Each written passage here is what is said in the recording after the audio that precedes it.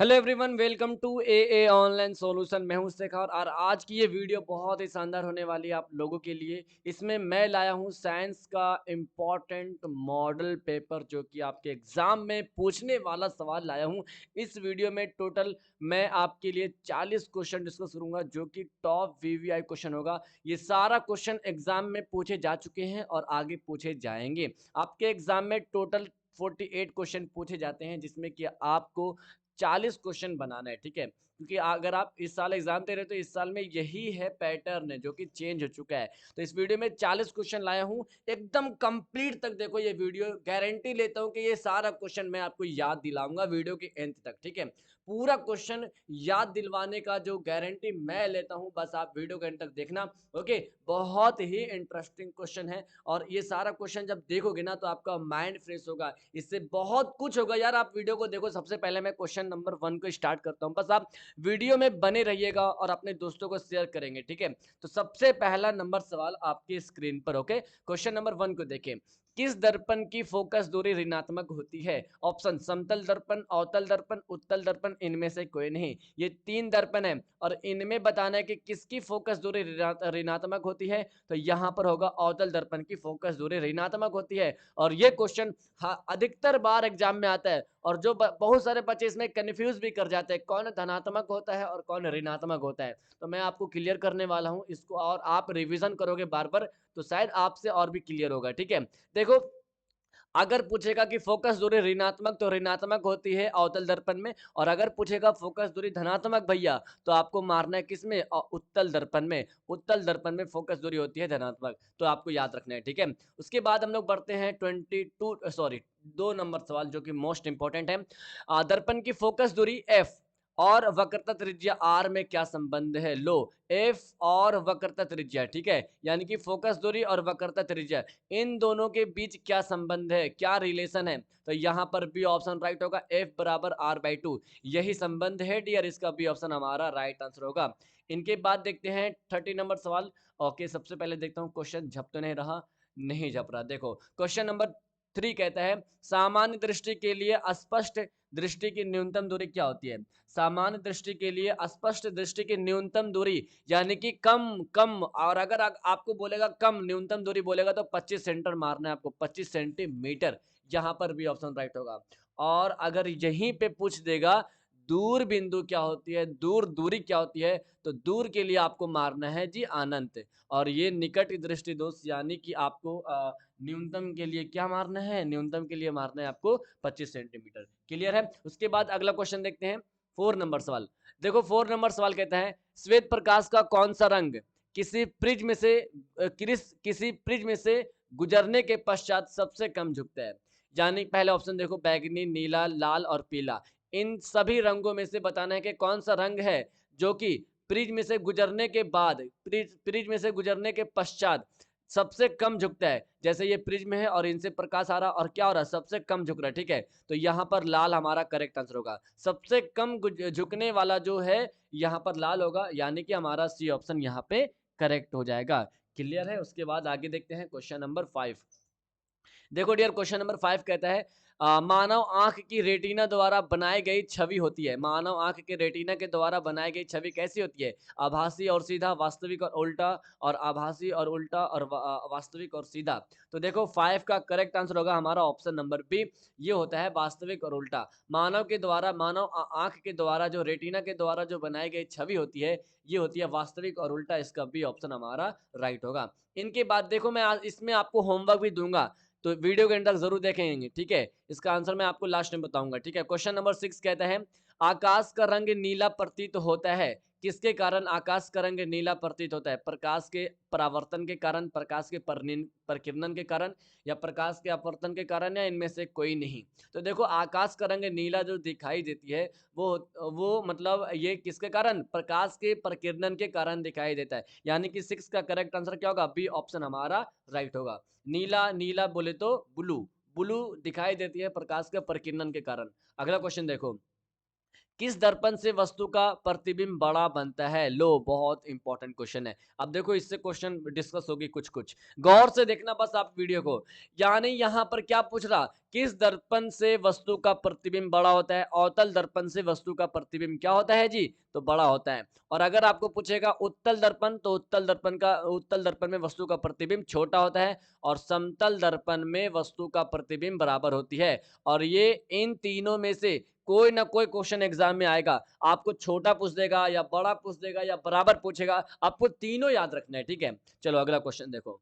ये क्वेश्चन कहता है हमारा 8 नंबर सवाल, निम्नलिखित में कौन सा लेंस निकट दृष्टि दोष को ठीक करने के लिए उपयोग किया जाता है? यानी कि किसी भी व्यक्ति को निकट दृष्टि दोष है और उनको ठीक करने के लिए हम उसके आंख में कौन सा चश्मा यूज करेंगे, कौन सा लेंस यूज करेंगे, ठीक है? यानी कौन सा लेंस का चश्मा यूज करेंगे? तो यहाँ पर हमारा करेक्ट आंसर क्या होगा? अवतल लेंस का यूज करेंगे, यानी हमारा सी ऑप्शन राइट होगा। निकट दृष्टि दोष मतलब समझते क्या होता है? निकट दृष्टि दोष मतलब दूर की दिखाई देती है और नजदीक की नहीं दिखाई देती है, तो इसके लिए हम अवतल दर्पण का यूज करेंगे, ठीक है? और जिसको नजदीक की दिखाई देती हो और दूर की ना दिखाई देती हो, उसको हम बोलते हैं दूर दृष्टि दोष। इसके लिए हम क्या करते हैं? उत्तल लेंस का यूज करते हैं। क्लियर है? अगला क्वेश्चन देखिए।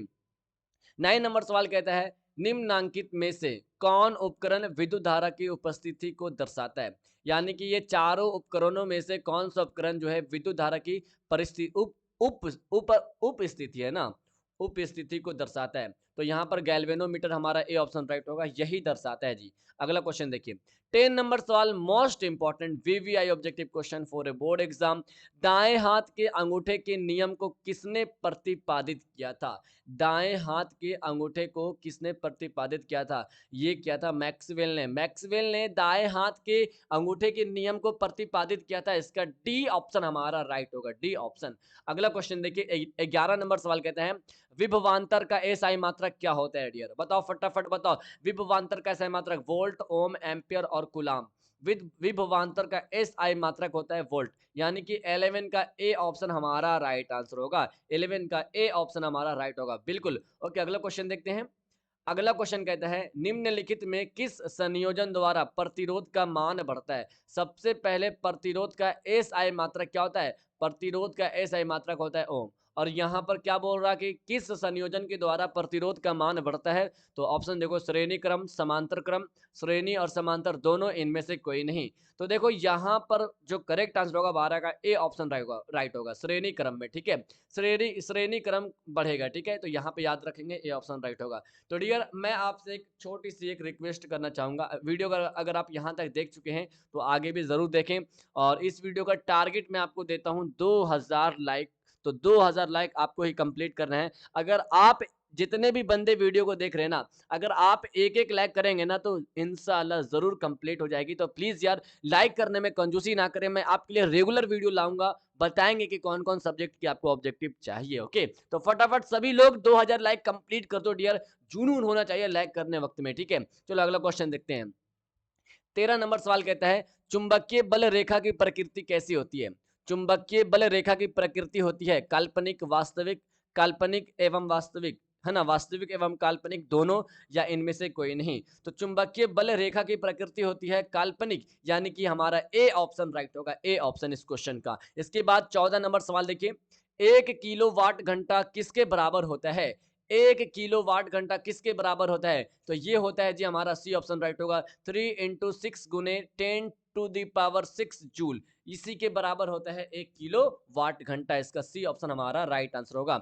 अगला क्वेश्चन देखिए, नवीकरणीय नवीकरणीय ऊर्जा का स्रोत क्या है?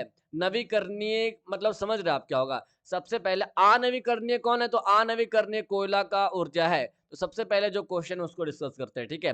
क्वेश्चन कह रहा क्या, पहले मैं इसको एक इरेज कर लेता हूं, ठीक है? अब यहाँ क्वेश्चन बोल रहा है कि नवीकरणीय ऊर्जा का स्रोत। तो नवीकरणीय ऊर्जा का स्रोत हमारा सौर ऊर्जा, जो कि हमारा अभी ऑप्शन राइट होगा। नवीकरणीय जो हमेशा तक चलते रहे, भविष्य तक, जो जल्दी बंद ना हो, जो जल्दी बुझे ना, ठीक है? ऐसे भी करके आप याद कर सकते हो, ठीक है? और अनवीकरणीय जैसे कोयला ये सब हो गया, जो खत्म हो जाती है। ये सब प्राकृतिक गैस यूज करते हैं, खत्म होने के बाद कुछ ऊर्जा प्राप्त नहीं होती है। कोयला भी वैसे ही है, नाभिकीय ऊर्जा भी वैसी है। लेकिन सौर ऊर्जा ऐसी है जो मतलब ये यूज होते रहती है, हमेशा तक चलती है। यहाँ पे भी ऑप्शन राइट होगा। अगला क्वेश्चन देखिए, कौन सा लेंस अपसारी लेंस भी कहा जाता है? कौन सा लेंस अपसारी लेंस भी कहा जाता है? ऑप्शन ऑप्शन देखो यहाँ पर, अवतल लेंस, उत्तल लेंस, अवतल एवं उत्तल लेंस दोनों, इनमें से कोई नहीं। तो डियर, यही क्वेश्चन है आपका होमवर्क। कौन सा लेंस को हम अपसारी लेंस कहेंगे? ये क्वेश्चन आपका होमवर्क है। इसका आंसर नीचे कमेंट बॉक्स में आंसर होनी चाहिए। जितने भी बंदे वीडियो को देख रहे हैं ना, सभी इसका आंसर देना। मैं वीडियो के एंड में ज़रूर इसका आंसर बताऊँगा, ठीक है? होमवर्क बहुत इंपॉर्टेंट, अपने माइंड में इसका आंसर को याद रखें, ठीक है? मैं इसका लास्ट में आंसर इसका डिस्कस करूँगा, ठीक है? सबसे पहले 17 नंबर सवाल याद रखिएगा, होमवर्क का आंसर मत मतलब छोड़िएगा मत कोई। क्वेश्चन अगला कहता है, प्रकाश का प्राथमिक वर्ण कौन है? प्रकाश का प्राथमिक वर्ण यानी कि प्रकाश का प्राथमिक रंग कौन सा है? लाल, नीला, हरा या सभी? तो इनका सभी होगा, यहाँ पर डी ऑप्शन राइट होगा। ये पहले देखो आप, जो ये जो होता है क्या बोलते हैं उसको, अ 7 रंग का रैम्बो रैम्बो रैम्बो में ये सारा कलर होता है, तो प्रकाश का प्राथमिक वर्ण ये सारा कलर है। देखो तो लाल भी होता है, नीला, हरा सारा कलर है, तो यहाँ पर डी ऑप्शन राइट हो जाएगा। अगला क्वेश्चन देखते हैं। 18 नंबर सवाल कहता है, निम्नलिखित में कौन नेत्र का रंगहीन भाग होता है? यानी कि इन चारों ऑप्शन में से कौन भाग जो है नेत्र का रंगहीन होता है, जो रंग बिरंगी होता है? तो यहाँ पर ऑप्शन देखो, कॉर्निया, ये क्या है? पुतली होना चाहिए यहाँ पे, ठीक है, पुतली, कॉर्निया, पुतली, रेटिना और आयरिस। तो देखो 18 का करेक्ट आंसर क्या होगा हमारा? हमारा डी ऑप्शन राइट होगा, आयरिस। आयरिस जो होता है ये नेत्र का रंगहीन भाग होता है, डी ऑप्शन हमारा राइट आंसर होगा। इसके बाद 19 नंबर सवाल देखिए, एक हाउस पावर है ना, एक हाउस पावर को इंग्लिश हिंदी में बोलते हैं अश्व शक्ति। क्या बोलते हैं? एक हाउस पावर यानी कि एक अश्व शक्ति का बराबर क्या होता है? तो ये होता है 746 वाट के बराबर होता है, ठीक है? 746 वाट के बराबर होता है एक हाउस पावर, आपको याद रखना पड़ता है, ठीक है? बहुत इंपॉर्टेंट क्वेश्चन है। अगला क्वेश्चन देखिए, 20 नंबर सवाल कहता है, विशालक शीशा यानी कि मैग्नीफाइंग ग्लास, ये क्या होता है? यानी कि किस लेंस का होता है? अवतल लेंस, उत्तल लेंस, अवतल दर्पण या उत्तल दर्पण? यानी कि ये सारा क्या होता है? लेंस, शीशा ही होता है। और आपको विशालक शीशा बताना है, ये चारों में से कौन विशालक शीशा है? तो 20 का करेक्ट आंसर होगा हमारा ऑप्शन नंबर, याद करें जो यहाँ पर हमारा करेक्ट आंसर होगा ए ऑप्शन। क्या होगा? A option. अवतल लेंस को ही विशालक शीशा यानी कि मैग्नीफाइंग ग्लास कहते हैं, ये ऑप्शन राइट होगा। अगला क्वेश्चन देखिए, जब किसी चालक तार से विद्युत धारा प्रवाहित होती है तो गतिशील कण क्या होता है? जब भी किसी चालक तार से विद्युत धारा प्रवाहित होगी यानी कि उसमें कंटिन्यू रहेगा धारा, और इसकी गतिशील कण क्या होगी? ऑप्शन देखो, परमाणु, आयन, प्रोटीन और इलेक्ट्रॉन। इसका डी ऑप्शन राइट होगा, इलेक्ट्रॉन। क्या होगा? इलेक्ट्रॉन, ठीक है। यानी कि प्रवाहित विद्युत धारा होती है, उसकी गतिशील कण जो होती है वो इलेक्ट्रॉन होती है, यानी कि हमारा डी ऑप्शन करेक्ट आंसर होगा। अगला क्वेश्चन देखिए, क्लियर होगा सब सारा सवाल। अगला क्वेश्चन देखो, एम्पियर घंटा मात्रक है, बताओ एम्पियर घंटा ये किसका मात्रक है? आवेश का, शक्ति का, ऊर्जा का, और इनमें से कोई नहीं। तो डियर एम्पियर मात्रक मात्रक जो है, ये है हमारा आवेश का, आवेश का मात्रक है। यहाँ पर भी ऑप्शन हमारा करेक्ट आंसर होगा, एम्पियर मात्रक आवेश का ऐसा ही मात्रक है। अगला क्वेश्चन देखिए, सारा क्वेश्चन इजी है। वीडियो पसंद आए तो यार मैं कितना बार आपको बोलूँ, ये मैं रिक्वेस्ट करता हूँ आपसे यार, प्लीज़ यार 2000 लाइक कंप्लीट कर दो, क्योंकि वीडियो ये सारी मेहनत आपके लिए, सारी मेहनत आपके लिए। अगर आप 1 लाइक करेंगे ना, क्योंकि 1 लाइक से एक लाइक से पूरा घड़ा भरता है, ठीक है? तो आप 1 लाइक 1 करेंगे ना, तो आगे सब करते रहेंगे तो पूरा कंप्लीट हो जाएगा। प्लीज़ यार आप तो करो कम से कम, जो वीडियो देख रहे हो, ठीक है? आगे क्वेश्चन देखो, निम्नलिखित में कौन-सा मात्रक वाट के बराबर होता है? कौन-सा मात्रक वाट के बराबर होगा? तो यहाँ पर हमारा ए ऑप्शन राइट होगा, जूल बटे सेकंड। क्या होगा? जूल बटे सेकंड। ये मात्रक जो है वाट के बराबर होता है डियर, यानी कि हमारा ए ऑप्शन राइट होगा। ओके, अगला क्वेश्चन देखिए, विद्युत धारा का मात्रक क्या है? विद्युत धारा का मात्रक एम्पियर, वोल्ट, ओम, वाट, ठीक है? देखो डियर, एग्जाम में पूरा जान लगा देनी है, हार नहीं मानना है, दिल में कुछ नहीं रखना है कि यार मैं बना नहीं पाऊंगा। बस मैं जितना भी मॉडल पेपर बना रहा हूँ ना, बस आप उसको एकदम नेडर होके देखो और अच्छे से माइंड को खोल के देखो, रिफ्रेश फ्रेश करके देखो, पूरा माइंड को रिफ्रेश करते रहो, हमेशा करते रहो। और हमेशा रिफ्रेश कैसे होगा माइंड? बार बार आपको वीडियो देखनी पड़ेगी, बार बार वो क्वेश्चन आपकी आंखों के सामने होगी, और जब आंखों के सामने वो सारी क्वेश्चन होगी तो आपके माइंड में बार बार वो रिपीट होगा और आपको हमेशा के लिए याद हो जाएगा, ठीक है? तो हो सके तो वीडियो को रिपीट करके 2-3 बार देख लेना, ठीक है? आपको लिखने की जरूरत नहीं है सारा क्वेश्चन को, बस आप वीडियो को रिपीट कर लो। टाइम है, अगर आप जैसे होता है ना रील्स वगैरह देख रहे, तो उससे अच्छा कि आप ये देख लो 15 मिनट के लिए, ठीक है? तो विद्युत धारा का याद रखेंगे, ठीक है? विद्युत धारा का मात्रक क्या होता है डियर? तो विद्युत धारा का मात्रक हमारा होता है एम्पियर, यानी कि हमारा ए ऑप्शन राइट होगा। अगला क्वेश्चन देखिए, ग्लोबल वार्मिंग के लिए उत्तरदायी गैस कौन सा है? ग्लोबल वार्मिंग के लिए उत्तरदायी गैस कौन है? तो CO2। जिसको हम लोग कहते हैं कार्बन डाइऑक्साइड। कार्बन डाइऑक्साइड क्या है? ग्लोबल वार्मिंग के लिए उत्तरदायी गैस है। यहाँ पर सी ऑप्शन राइट होगा। इसके बाद हम लोग क्वेश्चन नंबर 26 पढ़ते हैं। 26 नंबर सवाल कहता है हमारा, शरीर में भोजन का पचना ये किस प्रकार की अभिक्रिया? Most important VVI question dear, most important. तो देखो, शरीर में भोजन का पचना ये किस प्रकार की अभिक्रिया है? ऑप्शन देखो, उपचयन, संयोजन, विस्थापन और अपचयन। तो ये है उपचयन, यानी कि हमारा 26 का करेक्ट आंसर क्या होगा? ए ऑप्शन राइट होगा, ए ऑप्शन। अगला क्वेश्चन देखिए, काली चूना पर जब जल डाला जाता है तब अभिक्रिया क्या होगी? ये काली चूना है और इस पे हम जब क्या करेंगे? जल को डालेंगे। क्या करेंगे? वाटर को डालेंगे, जल को डालेंगे, तो इसकी अभिक्रिया क्या होगी? उसमें छिपी, उसमें शोषी, विस्फोटक, इनमें से कोई नहीं। तो 27 का करेक्ट आंसर होगा ए ऑप्शन, यानी कि उष्मा छिपी अभिक्रिया होगा। जब हम काली चूना पर जल को डालेंगे तो उष्मा छिपी अभिक्रिया होगा, जिसका हमारा करेक्ट आंसर क्या होगा? ए ऑप्शन राइट होगा। ओके, अगला क्वेश्चन देखिए, निम्नलिखित में कौन सबसे अधिक अभिक्रियाशील है? निम्नलिखित में से ये चारों ऑप्शन में से कौन सबसे अधिक अभिक्रियाशील है? तो यहाँ पर कॉपर हो जाएगा, जो कि हमारा सबसे अधिक अभिक्रियाशील है। अगला क्वेश्चन देखो डियर, बहुत इंपॉर्टेंट वीडियो मैं आपके लिए ला रहा हूँ और आगे लाता रहूंगा, मिस मत करना यार। चैनल को सब्सक्राइब कर लो, वीडियो को लाइक कर लो, शेयर करो अपने दोस्तों के साथ, ठीक है? सब्सक्राइब करने के बाद घंटा को दबा देना, एक एक घंटा का आइकन आता है, उस पर दबा के ऑल कर लेना, ताकि वीडियो का मैसेज आपके पास पहुंचेगा, ठीक है? याद दिलाएगा कि यार वीडियो देखो, जल्दी से आ गई है मॉडल पेपर वाली इफ्तिखार सर की वीडियो, ठीक है? तो 29 नंबर सवाल देखो, चूना जल का रासायनिक सूत्र क्या होता है? चूना जल का रासायनिक सूत्र होता है डियर CaOH2, यानी इसका करेक्ट आंसर क्या होगा? डी ऑप्शन हमारा राइट होगा, CaOH2, याद रखेंगे CaOH2। अगला क्वेश्चन देखिए, ये रहा आपका मोस्ट इंपॉर्टेंट, लवण एवं क्षार, ये सारा चैप्टर से, ठीक है? अम्ल, क्षार, लवण से कोई विलयन लाल लिटमस को नीला कर देता है तो उसका पीएच मान क्या होगा? देखो, बहुत इंपॉर्टेंट क्वेश्चन है। लाल लिटमस को क्या करता है? नीला कर देता है। अब गौर करो, लाल लिटमस को नीला कौन करता है? क्षार करता है। और क्षार का मान क्या होता है? क्षार का जो मान होता है वो होता है 7 से अधिक। अब देखो, इन सभी ऑप्शन में से 7 से अधिक कौन कौन है? 7 से अधिक 11 भी है और 10 भी है, तो इनका आंसर ए और बी दोनों राइट होगा, यानी कि हमारा डी ऑप्शन राइट होगा, ठीक है? ए और बी राइट होगा। अब यहाँ पर आप समझे हैं, देखो, क्षार का मान ही होता है 7 से अधिक। क्या होता है? क्षार का मान ही होता है 7 से अधिक, और लाल लिटमस को नीला करता है क्षार। और अगर पूछेगा नीला को लाल कौन करेगा, तो नीला को लाल करेगा अम्ल, ठीक है? और अम्ल का पीएच मान होता है 7 के कम, ठीक है? ये भी याद रखना है, ठीक है? और आपको एक और बताता हूं, जिसको हम कहते हैं उदासीन। क्या कहते हैं? उदासीन।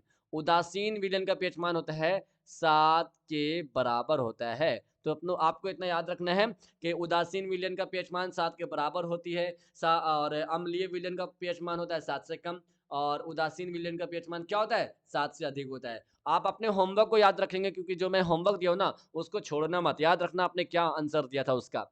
इसके बाद देखते हैं हम लोग 31 नंबर सवाल। क्वेश्चन आपको दिख रहा है स्क्रीन पे पूरा? ओके ओके, दिख रही दिख रही। अगला क्वेश्चन देखो, 31 नंबर सवाल कहता है आपका, ओके चलो, क्वेश्चन कहता है, एल्काइन में कार्बन कार्बन के बीच कितने सह संयोजक बंधन होते हैं? कार्बन और कार्बन के बीच एल्काइन में कितने संबंध होते हैं? 3 होते हैं, 3। तो यहाँ पर देखो 3 होता है ना, तो यहाँ पर हमारा सी ऑप्शन राइट होगा। कार्बन कार्बन के बीच 3 संबंध होते हैं, हमारा सी ऑप्शन राइट होगा। अगला क्वेश्चन देखो, ये भी क्वेश्चन आपको मैं होमवर्क दूंगा, टेंशन मत लो। ग्लूकोज का आणविक सूत्र बताना है आपको। ऑप्शन आपके सामने है ABCD।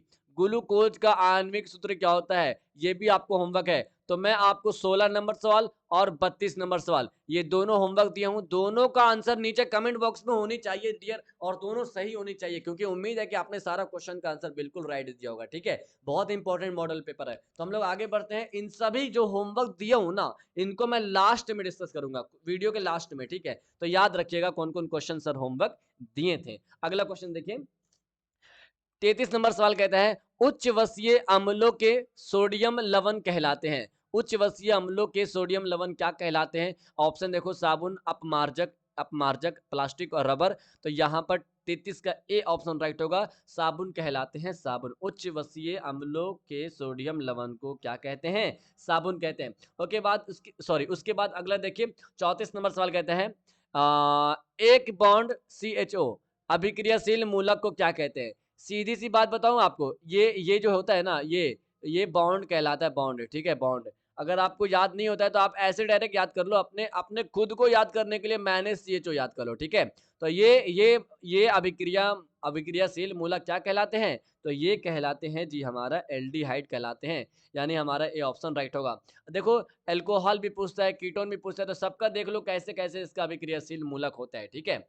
अगला क्वेश्चन देखो, 35 नंबर सवाल कहता है आवर्त सारणी के किसी आवर्त में दाएं से बाएं जाने पर तत्वों की परमाणु त्रिज्या क्या होती है? देखो बाएं से दाएं, ठीक है, बाएं से दाएं जाने पर तत्वों की जो परमाणु त्रिज्या होती है वो घटती है। ऑप्शन देख लो, घटती है, पूर्णता, पहले घटती और बढ़ती है, नहीं नहीं, ए ऑप्शन राइट होगा, ठीक है। क्या होगा ए ऑप्शन? देखो बाएं से दाएं जाने पर तत्वों की परमाणु त्रिज्या क्या होती है? घटती है। 35 का हमारा ए ऑप्शन राइट होगा। उसके बाद अगला क्वेश्चन देखो, 36 नंबर सवाल कहता है निम्नांकित तत्वों को उनके आधातु गुण के अनुसार बढ़ते क्रम में लिखे। लो आपको बता दिया, बढ़ते क्रम में आपको लिखना है, इन सभी को सजाना है। देखो क्या है, लिथियम, ऑक्सीजन, कार्बन, बेरिलियम और फ्लूओरिन। तो ये चारों है, इन पांच है ना, पांचों को आपको बढ़ते क्रम में लिखना है। तो यहाँ ऑप्शन है, सबसे पहले देखो यहाँ पर इसमें क्या होगा, लिथियम, लिथियम, बेरिलियम, ठीक है, कार्बन। यहाँ देखो बी ऑप्शन राइट होगा। इनको आपको बढ़ते क्रम में लिखना है, लिथियम, बेरिलियम, कार्बन, ऑक्सीजन और फ्लूओरिन, ठीक है। तो यहाँ पर क्या होगा, हमारा बी ऑप्शन राइट होगा। अगला क्वेश्चन देखिए, सिलिकॉन क्या है? धातु, अधातु, उपधातु, इनमें से कोई नहीं। तो डियर सिलिकॉन है उपधातु, यहाँ पर सी ऑप्शन हमारा राइट आंसर होगा, ठीक है। सिलिकॉन क्या है? तो सिलिकॉन एक उपधातु है। इसके बाद अगला क्वेश्चन देखते हैं। मैं फिर से बोलूंगा, जितने भी बंदे अभी तक वीडियो को लाइक नहीं, कम से कम यार आप तो करो, जो वीडियो देख रहे हो यार, बाकी को छोड़ दो, आप करो। आपको अगर पसंद आ रही तो प्लीज यार लाइक करो, अपने दोस्तों को शेयर करो, ठीक है, क्योंकि आपका एक लाइक हमारे लिए बहुत मोटिवेट साबित होता है, मैं दिल से बोल रहा हूँ, ठीक है। पहले क्वेश्चन देखते हैं, 38 नंबर सवाल, निम्नांकित में कौन विद्युत धनात्मक तत्व है? यानी इन सभी में से विद्युत धनात्मक तत्व कौन होगा? तो सोडियम, Na यानी कि सोडियम जो है ये विद्युत धनात्मक तत्व है। इनका सी ऑप्शन हमारा राइट आंसर होगा। अगला क्वेश्चन देखिए, क्वेश्चन अगला कहता है टिहरी बांध का निर्माण किस प्रदेश में किया गया है? टिहरी बांध का निर्माण किस प्रदेश में किया गया है? उत्तर प्रदेश, उत्तराखंड और राजस्थान, बिहार। तो देखो यहाँ पर 39 का यहाँ पर करेक्ट आंसर क्या होगा डियर? 39 का बी ऑप्शन राइट होगा। उत्तराखंड में, उत्तराखंड की राजधानी क्या होगा? देहरादून, ठीक है। और यहाँ पर उत्तराखंड में टिहरी बांध का निर्माण किया गया है, बी ऑप्शन राइट होगा। अगला क्वेश्चन देखिए, और ये आपका इस वीडियो का सबसे लास्ट क्वेश्चन, उसके बाद हम लोग होमवर्क को देखेंगे। जो मैं आपको 2 होमवर्क दिया हूं, उनका आंसर आपने सही किया या नहीं वो देखने वाले हैं, ठीक है। तो अगला क्वेश्चन देखो, निम्नांकित में किस धातु को किरोसिन में डुबाकर रखते हैं?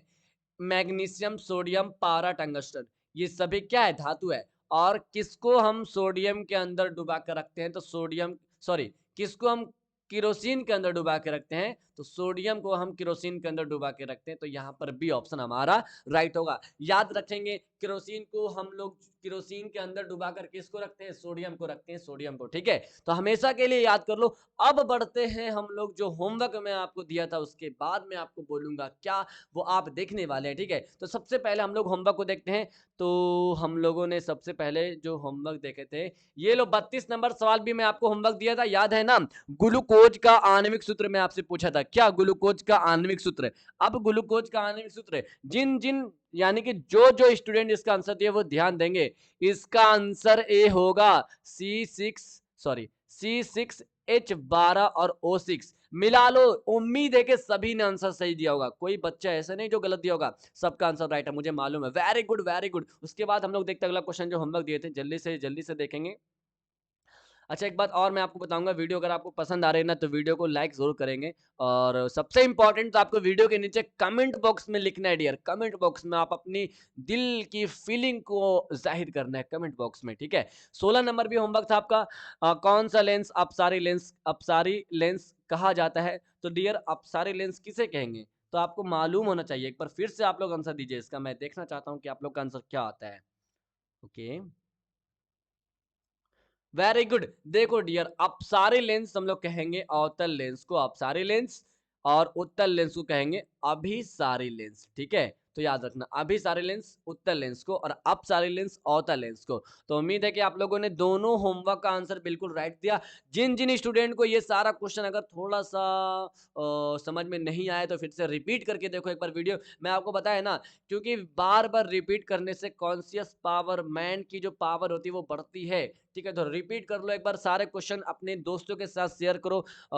वीडियो कैसी लगी नीचे कमेंट बॉक्स में बताना। सभी लोग लाइक किए होंगे। मैं जो टारगेट दिया था ना 2000 का, बस इतना आप लोग कंप्लीट कर दो, ठीक है? और आगे तो सब बंदे मेरे प्यारे बंदे जितने देखेंगे तो करते रहेंगे, लेकिन अभी आप लोग 2000 लाइक कंप्लीट कर दो। मैं मिलता हूँ आपसे नेक्स्ट वीडियो में। ओके, धन्यवाद, बाय, टाटा, बाय।